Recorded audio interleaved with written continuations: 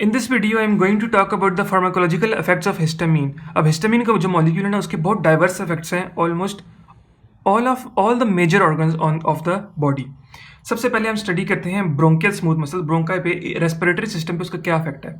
तो हम respiratory system, अब ब्रोंकाई की बात हम क्यों करेंगे, ब्रोंकाई ब्रोंक्यूल्स, इनमें हमारे पास स्मूथ मसल होते हैं। तो हमने स्मूथ मसल में की बात की थी जब हमने स्टडी की थी types and locations of histamine receptors. तो हमने बात की थी कि स्मूथ मसल्स में H1 रिसेप्टर्स होते हैं। Smooth muscles contain H1 receptor, histaminic 1 receptors, और हिस्टामिनिक 1 रिसेप्टर्स हमेशा स्टिमुलेटरी होते हैं। 2 भी स्टिमुलेटरी होते हैं, 3 and 4 are inhibitory in nature. H1 receptors are present in the smooth muscle. Smooth muscle कहाँ पे प्रेजेंट है हमारे पास, ब्रोंकाई ब्रोंक्यूल्स में। तो जब ये H1 रिसेप्टर स्टिमुलेट होंगे तो ये कॉन्ट्रैक्शन करवाएंगे, क्योंकि ये एक्टिवेशन होते हैं, स्टिमुलेटरी इन नेचर होते हैं। कॉन्ट्रैक्शन करवाएंगे तो हमारे पास ब्रोंको कंस्ट्रिक्शन का इफेक्ट आएगा। तो इसीलिए हिस्टामीन का इफेक्ट क्या है, इट कॉजेज ब्रोंको कंस्ट्रिक्शन। दूसरे इफेक्ट की बात करूं तो जीआईटी पे कैसे इफेक्ट आ रहा है। जीआईटी में दो चीज़ें हैं। हम जब भी बात करेंगे ना, ये भी स्टडी करेंगे, तो हमें रिसेप्टर्स का पता होना चाहिए और रिसेप्टर्स स्टिमुलेटरी हैं या इनहिबिटरी हैं। अगर हम ये दो चीज़ें फाइंड कर लेना तो हमारे लिए इफेक्ट को स्टडी करना बहुत ईजी हो जाएगा, रट्टा मारने की जरूरत नहीं है। एक तो जीआईटी में हमारे पास H2 रिसेप्टर्स हैं, सेकेंडली हमारे पास H1 रिसेप्टर्स भी हैं। H1 रिसेप्टर्स क्यों हैं, क्योंकि H1 रिसेप्टर्स स्मूथ मसल्स में है। स्मूथ मसल ऑब्वियसली प्रेजेंट है जीआईटी में भी, इंटेस्टाइन में भी। So that is why H1 receptor का भी इफेक्ट है यहाँ पे। H1 रिसेप्टर है स्टिमुलेटरी इन नेचर, तो ये क्या कॉज करेगी, it will lead to contraction of the muscle, और वो मूवमेंट में हेल्प करेगी, इंक्रीज करेगी उसको। ऑन द अदर हैंड जो H2 रिसेप्टर्स है ना, वो हमें सिक्रीशंस में इफेक्ट करें। H2 receptors are very important as well. और जीआईटी में जो हिस्टामीन एक्ट करता है ना, its role is that it increases gastric acid secretion as well as pepsin secretion. So ये दो major effects हैं। So the next effect that I'm going to talk about is the CVS effect. अब CVS में क्या चीज़ें आती हैं, CVS में हमारे पास there are blood vessels and there is heart. अब दोनों पे इफेक्ट हम स्टडी कर सकते हैं, क्योंकि दोनों में हमारे पास प्रेजेंट है हमारे पास हिस्टामिनिक रिसेप्टर्स। वेसल्स में क्या होते हैं, वेसल्स में अब जनरल कॉन्सेप्ट की अगर बात करूँ कि हमारी सोच क्या कहती है, वेसल्स में स्मूथ मसल्स प्रेजेंट हैं। स्मूथ मसल्स में कौन से रिसेप्टर्स हैं, H1 रिसेप्टर्स, ऊपर से हम पढ़ते आ रहे हैं। सो वो H1 रिसेप्टर्स क्या कर रहे हैं, वो कॉन्ट्रैक्शन करवा रहे हैं। तो यहाँ पे वेसल को तो फिर कॉन्स्ट्रिक्ट होना चाहिए, वेसल को कॉन्स्ट्रिक्ट होना चाहिए, लेकिन ये इफेक्ट नहीं आ रहा, ये डिफरेंट इफेक्ट है यहाँ पे, क्योंकि यहाँ पे नाइट्रिक ऑक्साइड के थ्रू इफेक्ट आ रहा है। ब्लड वेसल्स में स्मूथ मसल्स हैं, these are not causing contraction, but indeed जब ये H1 रिसेप्टर स्टिमुलेट होते हैं, there is a release of nitric oxide. Blood vessels में nitric oxide is being release. जब नाइट्रिक ऑक्साइड रिलीज होती है कि nitric oxide is a strong vasodilator, this is nitric oxide. Nitric oxide causes vasodilation, constriction नहीं होगी। H1 से direct effect नहीं है, there is an indirect effect that is causing vasodilation through nitric oxide secretion.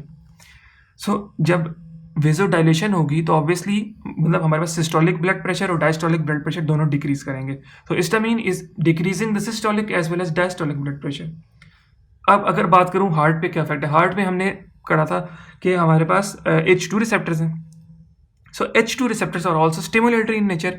तो हम stimulatory की वजह, इसका डायरेक्ट इफेक्ट यहाँ पे आ रहा है कि स्टिमुलेटरी होने की वजह से जो हार्ट पे इफेक्ट होगा वो भी स्टिमुलेटरी होगा।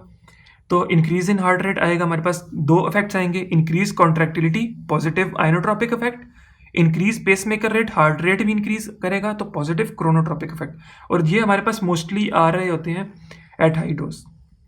दूसरा यहाँ पे रिफ्लेक्स टैकीकार्डिया का भी इफेक्ट हमारे पास आ रहा होता है। सो ये सीवीएस के हमने इफेक्ट स्टडी कर लिए। अब इसके बाद कुछ और इफेक्ट्स हैं सीवीएस, मतलब ब्लड वेसल्स से रिलेटेड, कैपिलरी से रिलेटेड। तो हिस्टामीन एसोसिएट एडिमा। अब हिस्टामीन की मैंने बात की कि ब्लड वेसल्स पे क्या इफेक्ट था कि वो उसको डायलेट करवा रहा था। तो जब हम कैपिलरी के लेवल पे पहुंचते हैं ना, अब ये तो हमने बात की थी कि आर्टीरियोल्स के, आर्टरीज और आर्टरियोल्स के लेवल पे ये डायलेशन होती है। तो जब हम कैपिलरीज की बारे लेवल तक पहुँचे ना, कैपिलरीज के बहुत स्मॉल होती हैं, तो जब उनकी डायलेशन होती है ना तो उनके मसल्स ना सेपरेट हो जाते हैं। मतलब अगर ये अभी ज्वाइन है ना, इस तरह जो दो सेल्स पड़े हुए ना, तो वो इस तरह वाइडन हो जाएंगे, तो बीच में स्पेसेस बन जाएंगी। तो स्पेसेस का क्या होता है कि स्पेसेस से ना फ्लूइड बाहर निकलना शुरू हो जाता है। तो जब फ्लूइड बाहर निकलता है ना, तो वो टिश्यू में जाके एक्यूमुलेट होता है, और उस स्टेट को हम कहते हैं that is an edematous state, edema develop हो गया। यही सिंपली कहा है कि histamine will cause a stimulation of H1 receptors in vessels of micro circulation कहते हैं कैपिलरीज और मतलब बहुत बेसिक लेवल को micro circulation. Endothelial cells separate, अभी एंडोथेलियल सेल्स कौन से सेल्स की बात हो रही है? कैपिलरीज की बात हो रही है, कैपिलरीज के लेवल पे, और उससे भी स्मॉलर लेवल पे बात हो रही है कि सेल्स जो हैं वो बहुत मतलब स्मॉल होते हैं, और जब वो सेपरेट होते हैं ना कॉन्ट्रैक्शन की वजह से, स्मूथ मसल्स जो कॉन्ट्रैक्ट करते हैं H1 रिसेप्टर्स की वजह से, तो वो जब कॉन्ट्रैक्शन होती है ना तो जहाँ पे स्पेसेस डेवलप हो जाती हैं, तो स्पेसेस की वजह से ब्लड जो है ना वो बाहर निकलना शुरू हो जाता है सेल के अंदर, टिश्यू के अंदर। जब टिश्यू में जाता है हमारे पास फ्लूइड जो है वो एक्यूमुलेट होता है और उसकी वजह से एडिमा हो जाता है। Endothelial cell separate, fluid crosses the tissue into the tissue and it leads to oedema. So the rest of the effects are nervous system पे भी इफेक्ट है। अब हिस्टामिन H1 मीडिएटेड इज अब डिफरेंट रिसेप्टर मीडिएटेड है, मतलब different receptors हैं। हमने जब स्टडी की थी ना क्लासिफिकेशन, तो उसमें क्या कहते हैं, H1 भी ब्रेन में प्रेजेंट था, H2 भी, H3 भी, yes H1, H2 and H3 receptors are present in the brain. तो इसकी बड़ी कॉम्प्लेक्स फार्माकोलॉजी होती है। सो H1 मीडिएटेड क्या इफेक्ट है हमारे पास? It effects are important in urticarial response. These are redness and allergic responses से related है। urticarial response उसको कहते हैं हम। reactions to insects, मतलब insects के chemicals या उनके bite से हमारे पास H1 mediated effect आता है। H1 and H3 receptors are present in the brain, जिनका रोल होता है हमारे पास appetite में और satiety, ये हम कहते हैं भूख को। H1 and H3 receptors are controlling और भूख, ठीक है, सिंपल वर्ड्स में पुट किया जाए तो these are also responsible for maintaining the normal functioning of the brain। तो जब किसी बंदे को कोई साइकोटिक प्रॉब्लम है तो हम उसको एंटागोनिस्ट देते हैं। जब एंटागोनिस्ट देते हैं तो जो ड्रग्स है ना वो इन रिसेप्टर्स पे जाके एक्ट करती हैं। जब ये रिसेप्टर्स पे जाके एक्ट करती हैं तो वो उसके साथ वेट गेन का साइड इफेक्ट आता है एंटी साइकोटिक देने की वजह से, क्योंकि हमारे पास एपेटाइट और सेटाइटी जो है वो इंक्रीज हो रही है। तो एज अ रिजल्ट हमारे पास जो बंदा है that will ultimately gain the weight. Presynaptic H3 receptor की बात करूँ, मॉड्यूलेट्स रिलीज ऑफ न्यूरोट्रांसमीटर के रिलीज में इसका रोल है।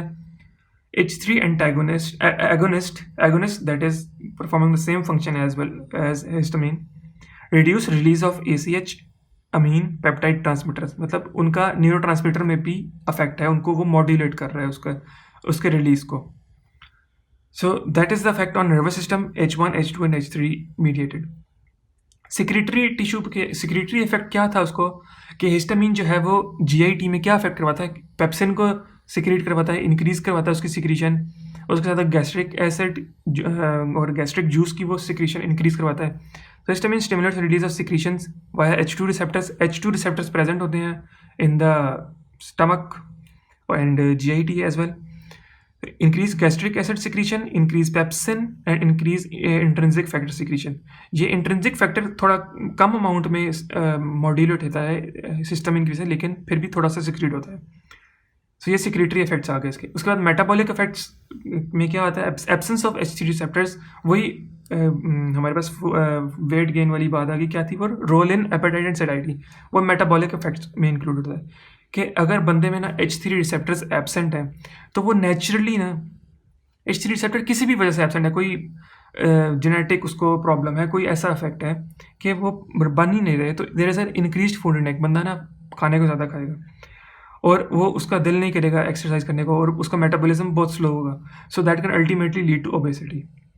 सो that is it about the pharmacological effects of histamine.